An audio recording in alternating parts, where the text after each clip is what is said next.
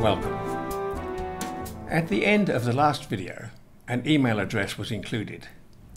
This is not a dedicated website yet, but that is in the pipeline. My friends and I are somewhat hampered by lack of IT expertise, but we are doing our best with limited resources. Our priority is to get the message about Article 61 as widely distributed as possible, hence the videos. But of course, for many people who have a very limited understanding or knowledge of history, and particularly constitutional law, the process of getting someone under oath can be complex in terms of preparing the ground. There are several topics of which many people are learning for the first time. The email address mc1215a61perth@gmail.com is therefore a contact point for those seeking more information. It is also a place for questions about various aspects of the whole subject of Article 61. We will try to ensure that even if a complete answer isn't immediately available, that there will be some response within the first couple of days. There will also be regular Zoom meetings, providing opportunities to talk to a growing number of experienced activists or participants in the process. Also planned are short tutorial videos about handling the paperwork involved and helping others who want to join in. As you can see, there is a lot of spade work to be done, and at present a rather small number available to keep all the balls in the air simultaneously. At the same time, there is a case ongoing concerning myself and the Therapeutic Goods Administration, TGA. These are the facts. Some time ago, I ordered some medication which has been used in many countries with great success to treat COVID cases. This is a drug which won the Nobel Prize for Medicine. So many lives has it saved, and so many infections of parasitic diseases has it prevented. I have a friend who took this medication every month for 30 years in what is now Zimbabwe. It is available without prescription in very many countries, and globally it has been taken about 4 billion times with virtually no harmful effects. Early in the COVID era in Australia, it was used to great effect by Professor Thomas Borody and has also been resoundingly endorsed on both radio and TV interviews by Australia's preeminent immunologist, Professor Robert Clancy, Emeritus Professor at Newcastle University, New South Wales. When discussing trials which were taking place around the world involving ivermectin, Professor Clancy said that the results were so clearly in favour of this medicine that many researchers were doubting the ethics of using control groups because it meant that so many people were being denied proven effective treatment. The response of Australia's COVID response team to this heartwarming evidence was to order that ivermectin be reclassified as a Class S4 dangerous drug and denied as a treatment to many thousands of Australian sufferers of COVID, who could, according to the evidence published in journals as prestigious as The Lancet, have greatly benefited from its use. The TGA was given the job of policing this inhumane diktat, which has almost certainly cost a number of Australians their lives.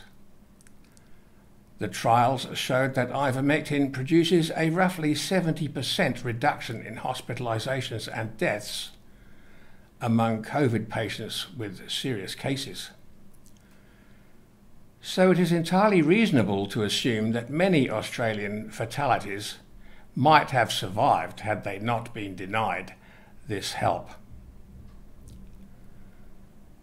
I became aware that my order of this medicine had been intercepted in customs, and last week received a notification demanding that I produce a prescription authorising my import, together with the threat that if I did not provide this, my goods would be destroyed. By the time this letter arrived, I had only a few days to respond, which included the long weekend of Anzac Day. A response by email was demanded by an agent who identified himself or herself by only an androgynous first name and a reference number. That constitutes misconduct in public office, where any alleged agent of the Crown is lawfully bound to identify themselves in full if they wish to make demands which include threats against any person. They have been informed that proper identification is required in their reply. That is not all. The TGA is a corporation with an ABN number. This means that it comes under corporate law, which of course is also contract law. No one is compelled to deal with the corporation just because the corporation says so. In fact, to attempt to entice or browbeat someone into entering a contractual engagement without revealing that that is the nature of the interaction, with all the rights of refusal that apply to any other offer of exchange with any corporation, is fraudulent. It's the equivalent of McDonald's offering one a burger, then adding the rider, by the way, this is compulsory. The same is also true, one might add in passing, if one is approached by police officers, who are also employees of corporations with ABN numbers.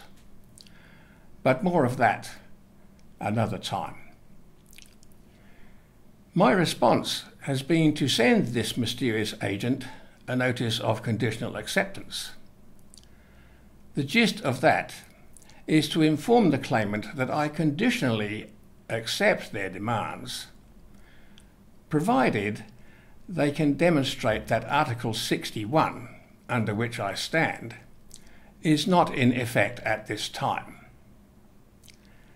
This is impossible because the notice includes a mass of incontrovertible evidence that Article 61 has been invoked, with numerous other evidences, also irrefutable, which show why it was done. The net effect of that is that the Queen was constitutionally deposed at that time, March the 23rd, 2001, until such time as the treason causing the invocation was redressed. All acts and statutes became null and void, and obviously any further acts of any parliament throughout the British Commonwealth were stillborn, since they could not receive the royal assent or vice-regal assent, which ratify them. These are constitutional protocols which have been established for centuries. Of course, the arbitrary and capricious amendments to laws, which were already defunct, leave the TGA trying to enforce blatantly treasonous acts. Any act which goes against common law is treasonous, since it seeks to destroy the rights of individuals to a free and peaceful life.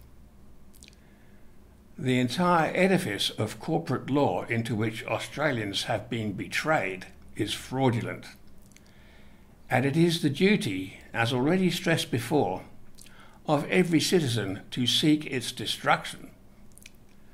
That duty is under Article 61, a specific royal command to everyone.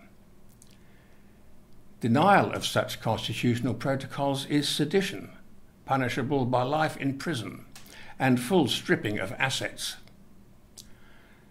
Should the TGA fail or refuse to rebut this notice, they will get another couple of chances.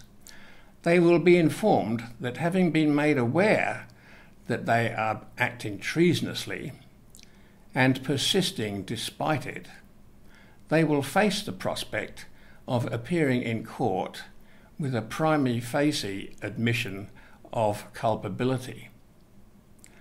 That is normally enough to quash these types of unlawful behaviour, and we await future developments.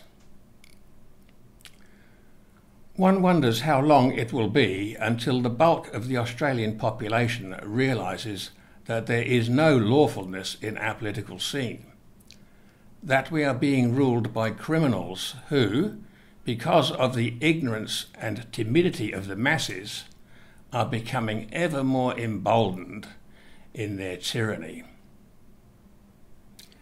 But it was ever thus. Even the American War of Independence had the active support of a mere 20% of the population. There was another small section who were willing to see which way the tide was flowing before taking sides, but the vast majority were content to live under oppression if they had basic food and shelter. In all these historical movements opposing tyranny, there have been the few movers and shakers leavening the doughy mass of the population. It has been said that there are three types of people: those who make things happen, those who watch things happen, and those who wonder, what the hell happened? To which group do we want to belong? Thank you.